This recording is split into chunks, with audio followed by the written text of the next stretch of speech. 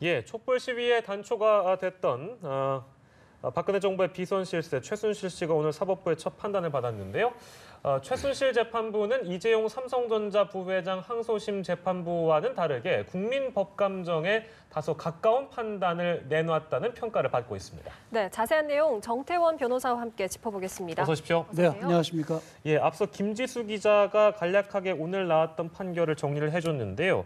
일단 정태원 변호사께서 오늘 판결을 어떻게 평가하시는지 좀 총평이라고 해야 될까요? 좀 듣고 싶습니다. 예, 일반적으로 이제 최순실 씨와 특히 이제 뭐 박근혜 전 대통령도 마찬가지지만 본인들의 혐의를 부인해 왔지만 네. 우리 그동안 증인이라든지 수사 결과로 볼 때 혐의가 인정될 가능성이 매우 높았다. 그렇게 예측을 해왔습니다. 그래서 네. 따라서 오늘의 결과도 그런 예측에 크게 벗어나지 않은 걸로 보이고요. 다만 형에 있어서는 처음 우리가 예상했던 것보다는 좀 많이 나온 것이 아닌가. 물론 최순실 씨 같은 경우에는 뭐 국정농단의 주역이라고 봐야 되기 때문에 지금 20년이 뭐 많다고 볼 수는 없지만 안종범 수석이나 또 신동빈 롯데 부회장 같은 경우에도 형이 상당히 높게 나온 것으로 그렇게 지금 보고 있습니다. 그러면 이제 저희가 앞서 이제 말씀드린 어떤 국민의 법 감정이라고 해야 될까요? 네네. 검찰은 25년을 구형했는데 지금 20년이 나왔잖아요. 그렇습니다. 그럼 이게 이제 어떤 법 감정에 부합한 엄중한 처벌이라고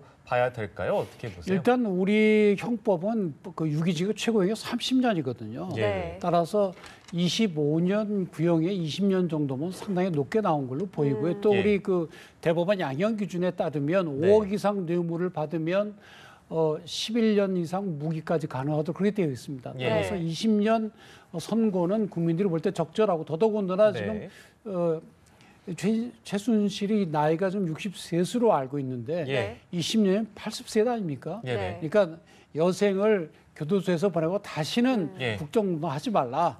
그런 뜻도 있는 걸로 보이기 때문에 최순실에 대해서는 뭐 형이 높은 걸로 보이지는 않습니다.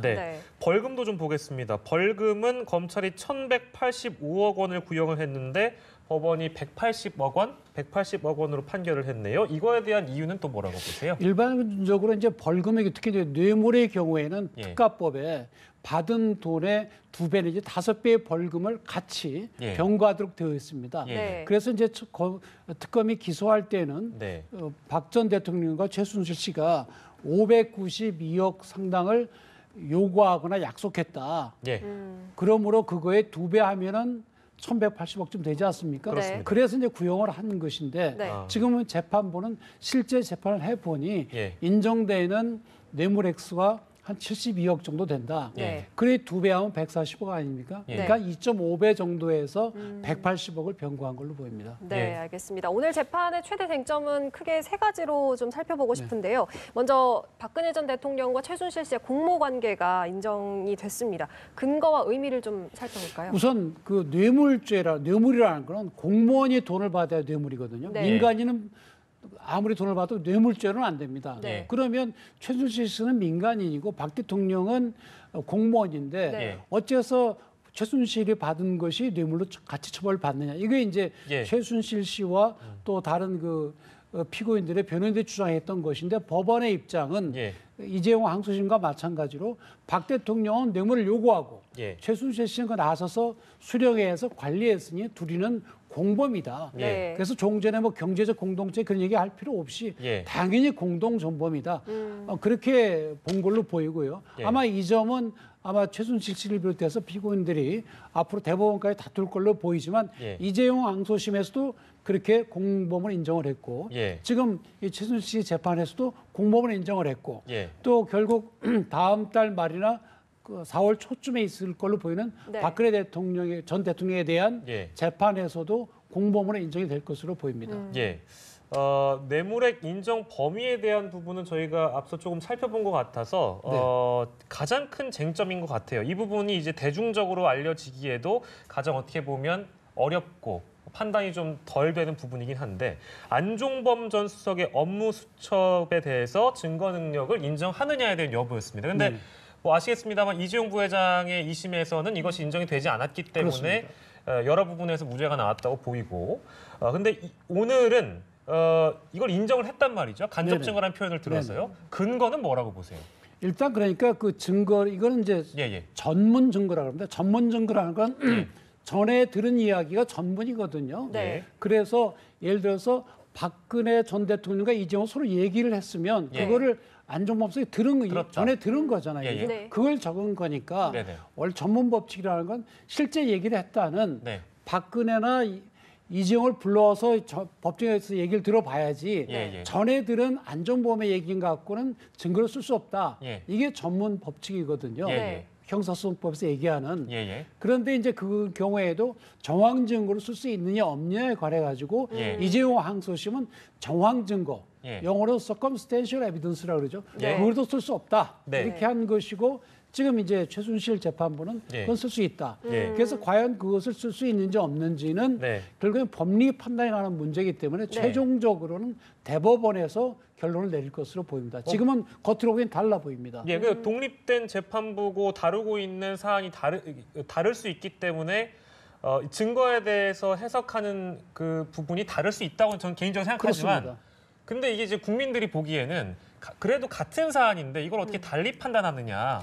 근데 그거는 이 재판이라는 것은 자연과학적으로 단일하게 답이 나오는 것이 아닙니다. 보는 사람에 대해서 다르거든요. 네. 그래서 이번에 재판도 합의부에서 하지 않습니까? 판사 세 사람, 예, 예. 세 사람이 앉아서 이야기를 하면 각자 견해들이 다릅니다. 예, 예. 서로 토론하면 가장 합리적인 결론이 나오거든요. 네. 예. 지금 이 경우도 최순실 재판부에서는 이렇게 본 것이고 네. 예, 예. 또 이재용 항소심 그렇게 본 거거든요. 네. 그래서 그런 다양한 의견들을 종합을 해서 예. 우리 헌법과 그 형사소송법의 정신에 맞고 국민들의 법감정에 맞는 그런 것을 이제 최종적으로 결론을 내리게 되는 거죠. 예. 다 똑같다고 한다면 재판 한 번만 하면 되죠. 네. 어쨌든 뭐 결과적으로 같은 사안에 대해서 지금 굉장히 다른 판단이 나온 그렇습니다. 건데 이번 최순실 재판부의 판단으로 인해서 이재용 이제 앞으로 있을 이 부회장에 대한 대법원 판결에도 영향이 미칠 수 있을까요? 그래서 1심과 2심, 3심 이렇게 예. 보면 상급 법원의 결정은 하급 법원에 미치는 영향이 있어도 네. 거꾸로 되는 경우는 많지는 않습니다. 아. 다만 네. 대법원에서 이재용 항소심 판결을 다시 이제 검토를 할 때 예. 이번에 최순실 법원의 1심에서는 예. 그 증거 능력이 인정이 된다고 봤다. 그러면 네. 그 논거는 뭘까? 예. 그거를 참고로 해서 이제 판단을 하게 되죠. 예.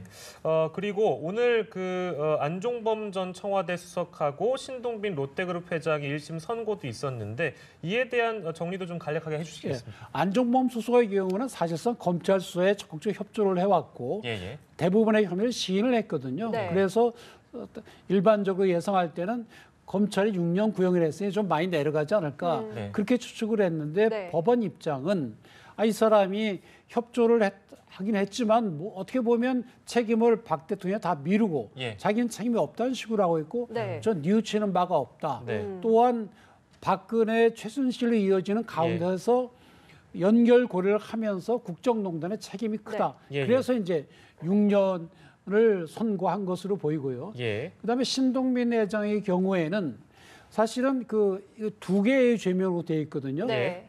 그러니까 내용은 70억을 예. K스포츠 재단에 줬다가 다시 돌려받은 거거든요. 예, 예. 네. 돌려받았는데 그것이 이제 직권남용 권리행사 방해와 예.